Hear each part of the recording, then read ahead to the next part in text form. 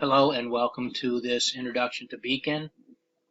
I would just like to spend a few minutes going over the basics.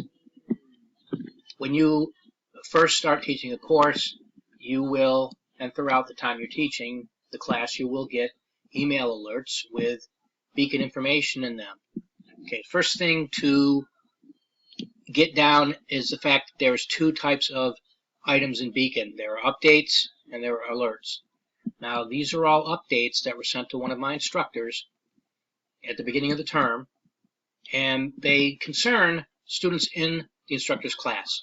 So the idea is that this update information is being shared throughout the network of these students with Beacon, and the instructor is a key element of that network.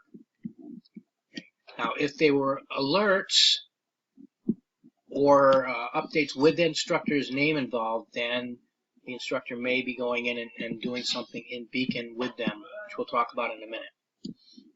Okay, getting into Beacon. When you go to your Blackboard page and log in, somewhere on that page, probably the top right, you will have a link for Beacon. Click on that link and use your usual username and password to log into Beacon. Okay, now my screen is pretty empty as far as information with alerts and updates and things, because it's the first day of the term. There's not much going on yet, but don't worry, this will be very active soon. But if you have alerts, they will be up here, listed up here, and you can actually click on an alert if it's listed, and it'll take you right to that student, and then you would deal with the alert. The information on students should also be over here on the left. And again, you can click on that specific student and read the information that's listed there from whoever created the update. All right, now let's pretend we are getting involved in creating updates and alerts. Okay. Again, the recent updates and alerts will be listed here. Okay. And if you happen to have an alert, this one's already been lowered, but if you had an alert listed here, you would click on it and it would open, and this information would be there. And this is typical. Student has not participated in 8 days in a course that I was teaching.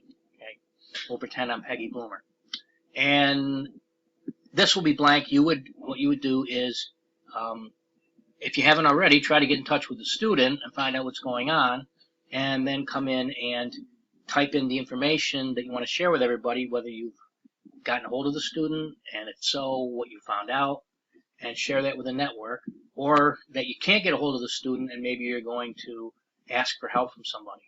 Okay, and then down here you would have a little button that said lower alert that you check box, and then you would submit that and it would lower the alert.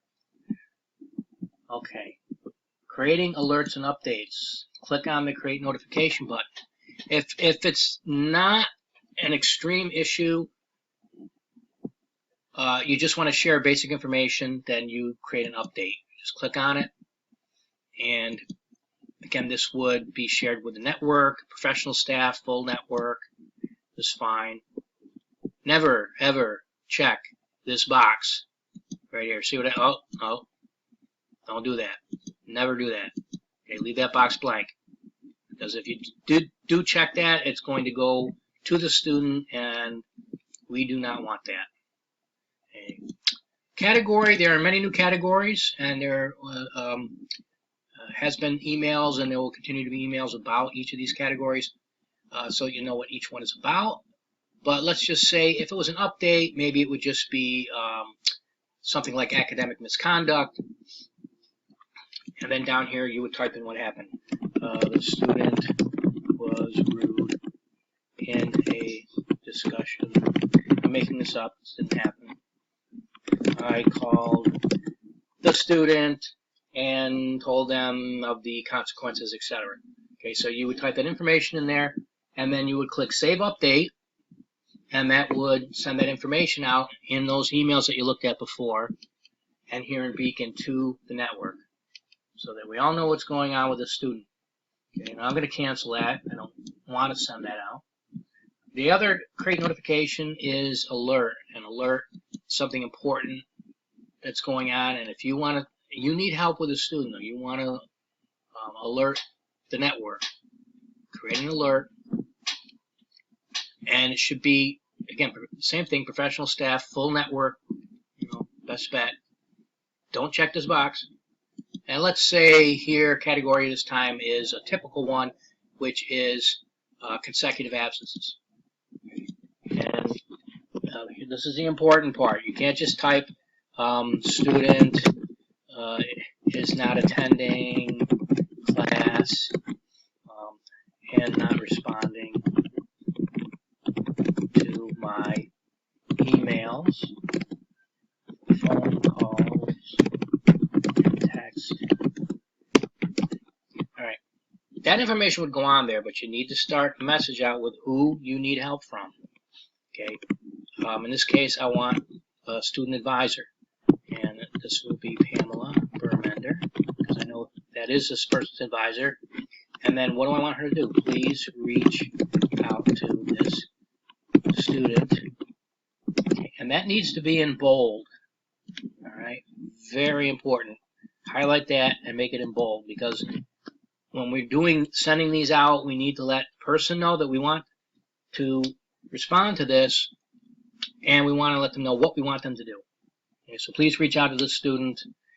Then you can put the information in regular print as to what's going on. Okay. Once that's done, you click Save Alert, and then it completes the action and sends that out for another person to lower. Okay, one last thing. Two last things. Sometimes students may have more than one phone number. For instance, their work number. If you're really desperate and trying to get a hold of them, they will be listed here. Okay, other phone. What do you know? There's another phone. If we can't get a hold of them any other way, then there's that option. Not everyone will have that there. Okay. All these spaces are your key to the network. This tells you all the people that are involved in that student's network, and there is a student service person, the advisor, Pamela. So that is how I know that that particular student has that advisor. Okay, it won't always be Pamela, and if you can't find anybody on these faces anywhere where it says student advisor, then you can actually just write in student advisor or student services. But that person should be listed here. Okay, this isn't every single detail, but this is some of the basics. So I hope that this helps clear things up for you. Thank you.